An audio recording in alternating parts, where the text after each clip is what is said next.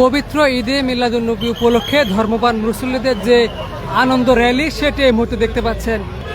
দেওয়ানবাগ শরীফের সামনে থেকে এই র্যালিটি শুরু হয়েছে এবং ব্যাপক সংখ্যক ধর্মপ্রাণ মুসল্লিরা আজকের এই র্যালিতে অংশ নিয়েছেন।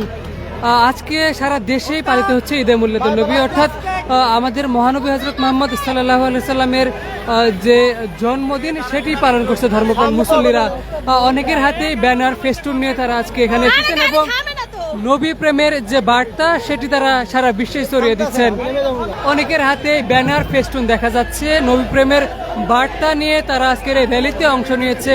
তারা যেমনটা বলছিলেন যে মহামানব হযরত মুহাম্মদ সাল্লাল্লাহু আলাইহি সাল্লামের জন্মদিন উপলক্ষে তারা আজকের এই র্যালিতে এসেছে। তার জীবন আদর্শকে ধারণ করেই মুসলিম বিশ্বের মধ্যে সেই বার্তা তারা ছড়িয়ে দিতে চান।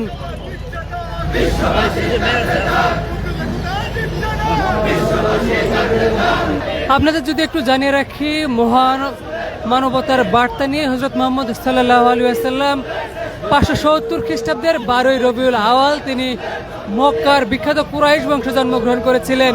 তার জীবনটি মুসলিমদের জন্য একটি অমর শিক্ষা। তার সেই শিক্ষাকে ধারণ করেই তার যে জন্মদিন সেটি পালন করছে ধর্মপ্রাণ মুসল্লিরা।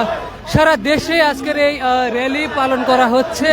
তারই ধারাবাহিকতায় দেওয়ানবাগ শরীফ থেকে একটি আনন্দ র্যালি বের হয়েছে, যেখানে উপস্থিত রয়েছেন দেওয়ানবাগের বর্তমান পীর ডক্টর কুদরতি খুদা, তিনি উপস্থিত রয়েছেন এবং সারা দেশ থেকে তার অসংখ্য ভক্তকুল আজকের এই র্যালিতে অংশ নিয়েছেন। তারা যেমনটা বলছিলেন যে হযরত মুহাম্মদ সাল্লাল্লাহু আলাইহি সাল্লামের জীবন আদর্শকে ধারণ করেই তারা মুসলমানদের জীবন সাজাতে চান। সেই শিক্ষার বাণী সারা দেশে, সারা মুসলিম বিশ্বে তারা প্রচার করতে চান।